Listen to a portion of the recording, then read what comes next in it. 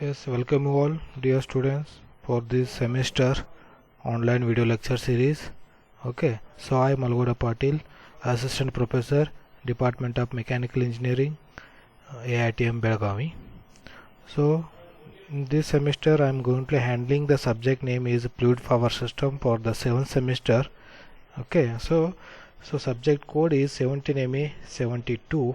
Okay, so as you all know that CIE marks and C marks, that is 40 marks is internal and 60 marks is external. Okay, so this is about the your marks distribution or the pattern of the examinations, and at the same time, so we will going to discuss about this course objectives. Okay, so in the next video lecture series. Okay, so what is the importance of this COs? Okay, so then what are the students can able to understand, or they can get it for knowledge of what knowledge they will get with this course subject. Okay, so before then we will going to discuss about the complete syllabus for this subject. So what you going to study in this semester? Okay, so again as usual, so this subject also containing 5 modules. Okay, each module of different that is 10 hour of teaching lecture, and then in the first module, that is introduction to fluid power system.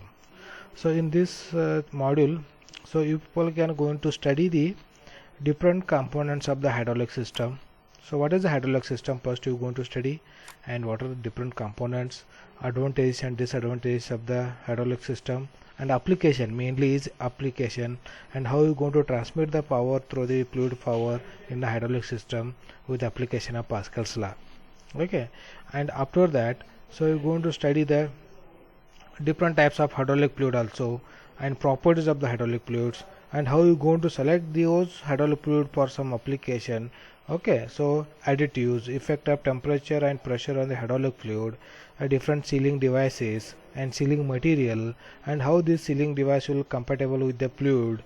Okay, different types of pipes, hoses and acting couplings, pressure drops in hoses, fluid conducting through the filter, strainers, and source of contamination of hydraulic, that is contaminant control, and that heat exchanger.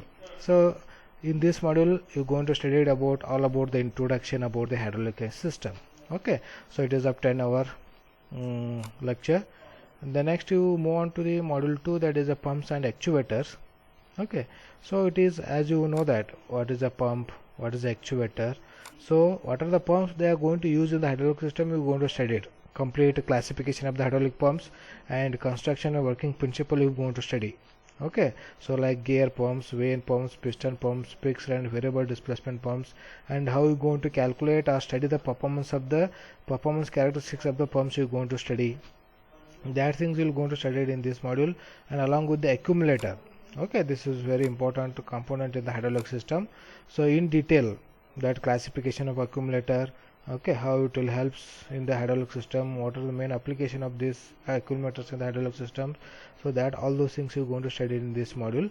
So that is after that accumulators, actuator. So this actuator in hydraulic system, it will come at the end of the hydraulic system. That part you can call as an actuator. The exactly actuator converts the hydraulic power into the mechanical power. Okay, so you're going to study the different types of actuators here and classification of actuators. Okay, so that you're going to study it in this module. So that again this module also have a time of 10-hour lecture series. Okay, so this is about, so in the second module you're going to study about the pumps, accumulators and actuators, complete classification, working principle and constructions you're going to study. And if you come to the module 3, that is components of hydraulic circuit design. Okay, so this is a component and hydraulic circuit. Here in this module you're going to study the in detail individually about the various components in the hydraulic various components which are involved in the hydraulic systems, because you know that I will mention here some parts of the components of the hydraulic systems, like control valves. Okay, so in the control valves, direction control valve, okay, flow control valve and the pressure control valve. So in this you're going to study about that.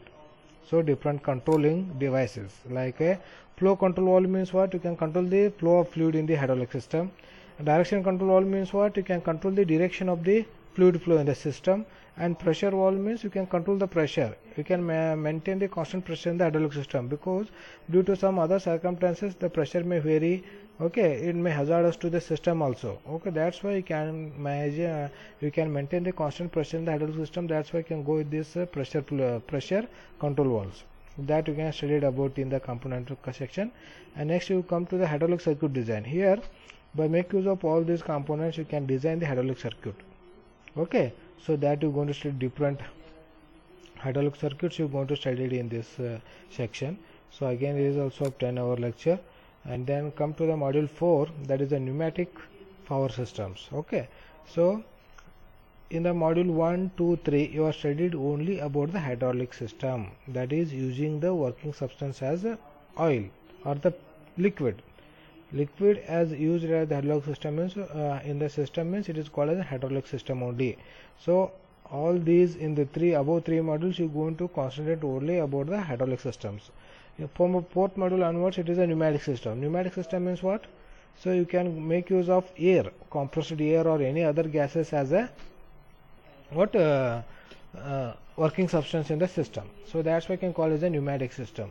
So here you are going to study it again in the fourth module. First section you can go study about the introduction about the pneumatic systems, how you going to generate the compressed air, what are the characteristics of that compressed air. Okay, so that all those things you're going to study it. That is very important. One is the FRL unit. Okay, filter, regulator, okay, limit lubrication unit. Okay, that you're going to study it. And then pneumatic actuator also. Again, the thing is that again it is a repeat from the whatever in the above 1, 2, 3 module you studied na. So only thing in this module is the working substance will change. Okay, actuator is the same only. Actuator is a device which converts the hydraulic or the power into the mechanical power. Here the working substance is the compressed air. Okay, that you are going to study the different pneumatic actuators. Pneumatic control valves here, again direction control valve, DCV, PCV and FCV.